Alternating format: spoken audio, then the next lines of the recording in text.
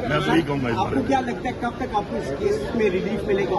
मैंने बता दिया है कि जिस नजरिए आजाद हो जाएगी सब केसों में सबको रिलीफ मिल जाएगा। अमेरिका वाला सामने पाकिस्तानी अवाम को क्या कीमत चुकानी पड़ेगी? कल जो लंच हुआ है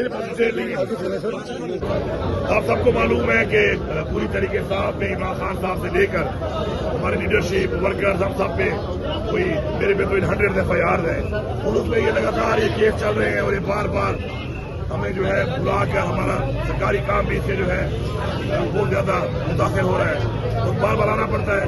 तो मैं समझता हूँ कि मेरे पास एक ही जवाब है आप सबके सवालों का, यदि केस कब खत्म होंगे तो उसका जवाब ये कि बंदी आजाद होगी तो पाकिस्तान के इदारे तो पाकिस्तान के निज़ाम में पाकिस्तान का सिस्टम अपने वो काम करने लगेगा जिस काम के लिए आईनी तौर पर रखा गया है।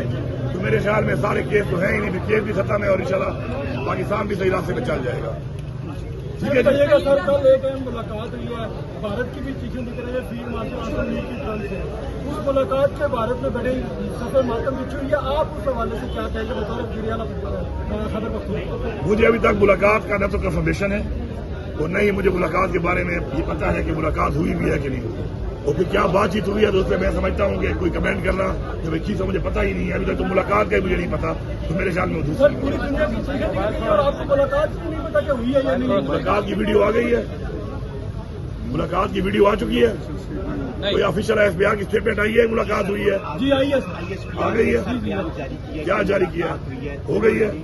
चले जब वो डिटेल दे देंगे उस मुलाकात में क्या बातचीत हुई है उसके बाद ही मैं कमेंट कर सकता हूँ ना भाई, पहले से मैं कैसे कमेंट कर दूं, मुझे पता ही नहीं मुलाकात में क्या बात हुई, पाकिस्तान के हवाले से खिते के हवाले से क्या बातचीत हुई।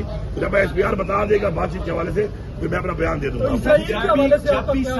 हमारा मौके क्लियर है, हम इसराइल को नहीं मानते, हमारा मौके बड़ा क्लियर है इसके ऊपर। दूसरी बात यह है कि ईरान पे जो हमला किया है उस हमले के हवाले से पहले फलस्तीन के हमले की मजम्मत भी हम करते हैं और हमने पैगाम दिया है कि हमारे मुसलमान भाइयों के साथ ईरान के हवाले से हमारा यही बयान है कि जो इसराइल ये हरकतें कर रहा है इससे बात आ जाए। मेरी पूरी मुस्लिम उम्मत से ये रिक्वेस्ट है कि मैं तो हमेशा कहते रहता हूँ कि अल्लाह करे ग़ज़वा हिंद हमारे ही वक्त पे हो जाए ताकि हम वो अजीम मुसलमान बन जाए जिनके वक्त पे ग़ज़वा हिंद हो तो अल्लाह को मेरी दुआ कबूल कर ले। तो ग़ज़वा हिंद की मुसलमानों के खिलाफ इसराइल ने इसकी तारीख पढ़ो, इस्लामी तारीख पढ़ो और तैयारी करो ग़ज़वा हिंद की और मुसलमानों में शामिल हो जाओ दुआ करके कि हम वो अजीम मुसलमान बने जो ग़ज़वा हिंद को सिर्फ होगी नहीं, हमारा ईमान है ग़ज़वा हिंद मुसलमान ही जीतेंगे।